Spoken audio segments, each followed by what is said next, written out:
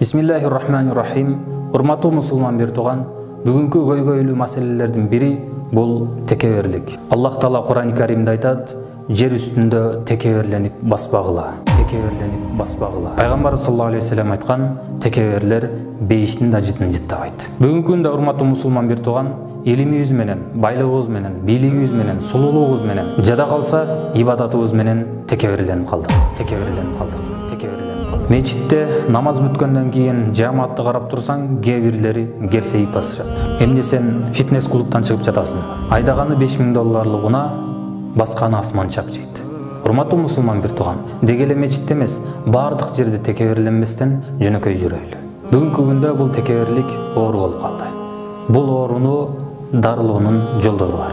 Биринчиден, текеберликти жоюуда Аллах Тааланы бардык кемчиликтерден таза деп билип жүрөккө түйүү.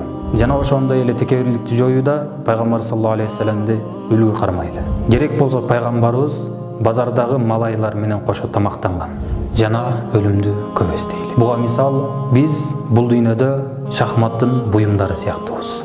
Король, пешка, ак, кара бардыгы оюн бүткөн соң бир идишке түшөт. Мына ушундай сыңары бай, кедей, алым, залым, ак, кара барыбыз өлөбүз.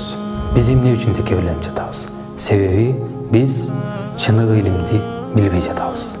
Рухубуз ачка.